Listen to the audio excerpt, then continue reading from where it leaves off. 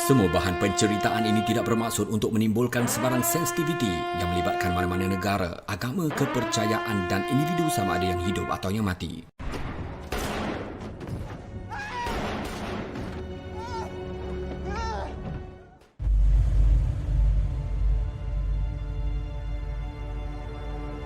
Kawan ketawa mudah dicari, tetapi kawan menangis mungkin seorang diri. Ungkapan ini mengingatkan kita betapa mustahaknya mencari kawan sejati yang bukan sahaja sanggup susah senang bersama, malah lebih penting mampu membimbing kita ke arah kebaikan dan bukannya mendorong melakukan kebatilan.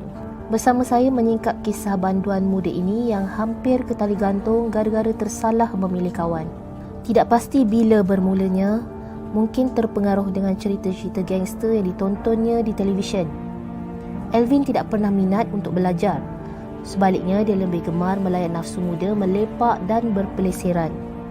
Terpengaruh dengan kehidupan bebas kawan-kawannya, Alvin berhenti sekolah dan mula mengikut mereka menyertai kumpulan gangster. Dia cukup bangga apabila namanya gah dikenali sebagai kaki pukul atau gangster yang digeruni. Suatu hari dalam tahun 2006, Alvin terlibat dalam pergaduhan antara kumpulan gangster yang mengakibatkan kematian. Dia ditangkap dan dibicarakan. Setahun kemudian, pada usia 19 tahun, Alvin dijatuhkan hukuman gantung sampai mati. Saya buat tersilap yang besar ikut kawan. Panggilan daripada kawan, saya buat kes bunuh satu. So, lepas tu saya masuk penjara. Tiadalah kawan-kawan datang pernah jumpa sama saya. Masa itu tiada pernah datang juga. Masa datang pun masa setakat reman. Bila dah saya pergi dah hukuman gantung, tiada kawan-kawan support. Cuma family juga sampai lawyer semua. Dia tanggungan saya punya kos-kos semua. Cuma family bayar keluarkan duit lawyer bukan senang. Bukan saya punya bapa kaya ke, saya punya mak kaya ke, tak ada. Semua dia orang keluarkan duit. So saya punya mak pun gadai banyak emas nila. So saya menyesal banyak duduk dalam. Assalamualaikum warahmatullahi wabarakatuh. Nama saya Nur Azlin binti Abdul Manas, bernama matrik di 202006. Baiklah, hari ini saya akan menerangkan tentang apa itu deviant. Menurut Kamus Dewan 2003, tingkah laku deviant didefinisikan sebagai perlakuan yang menyimpang atau melencong. Nurul Azizi pula menyatakan bahawa tingkah laku deviant membawa maksud tingkah laku yang melanggar norma-norma masyarakat tertentu. Ia juga ditakdirkan sebagai tingkah laku yang tidak memahami norma-norma sosial sesuatu kumpulan atau masyarakat. Selain itu, Nurul Albert Cohen mentafsirkan tingkah laku deviant sebagai kelakuan yang melanggar jangkaan yang diinstitusikan, iaitu jangkaan yang dikongsi dan diiktiraf sebagai salah dalam sistem sosial.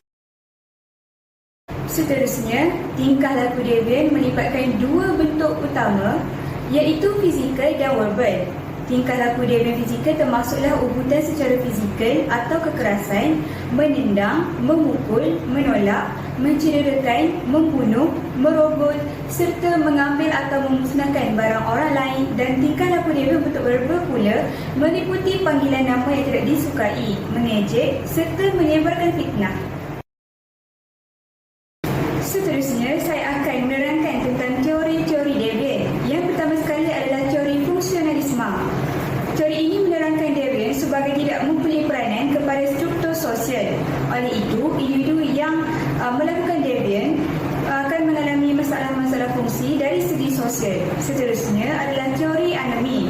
Teori ini menerangkan bahawa tingkah laku deviant muncul apabila berlakunya ketidakseimbangan atau ketidaksesuaian nilai dan norma dalam masyarakat. Yang ketiga adalah teori konflik. Teori ini menunjukkan deviant sebagai tindakan golongan tertindas ke atas pihak minoriti yang menindas. Ketegangan dan konflik berpunca daripada masalah seperti ketidakadilan dan ketidaksamaan dalam sosial, budaya dan ekonomi. Yang keempat pula adalah teori subbudaya.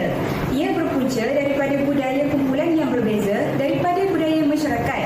Selain itu, berpunca daripada kemerosotan ekonomi dan kelemahan sosioekonomi. Dan yang terakhir adalah teori interaksionisme. Ia merupakan perkara subjektif dan proses sosial. Kajian oleh Tantum pada tahun 1986 mendapati remaja sengaja melakukan deviant sebagai teknik neutralisasi dalam interaksi mereka. adalah langkah-langkah bagi menangani devian. Yang pertama, meletakkan lagi peraturan sekolah dan menekan hukuman yang setimpal kepada pelaku devian. Yang kedua, pihak pentadbiran sekolah dan guru-guru kelas perlu memberikan tumpuan khusus kepada golongan ini. Yang ketiga, pihak kaunseling perlu mengadakan satu program khas bagi memulihkan pelajar yang bermasalah. Yang keempat, guru perlu memperbagaikan kaedah mengajar agar pelajar berminat untuk datang ke sekolah. Yang kelima pula, mewujudkan pelbagai aktiviti kurikulam yang menarik minat pelajar ke sekolah. Yang keenam, mewujudkan dan mengaktifkan lagi program pembimbing rakan sebaya agar dapat mengurangkan atau mengatasi masalah ini. Yang ketujuh, pihak sekolah dan PIBG pula dari masa ke semasa secara berterusan berusaha dan bekerjasama untuk menyelesaikan masalah ini. Dan yang terakhir, semua ibu bapa mestilah mengambil berat dan memberikan perhatian serta kerjasama kepada pihak sekolah untuk mengatasi masalah ini.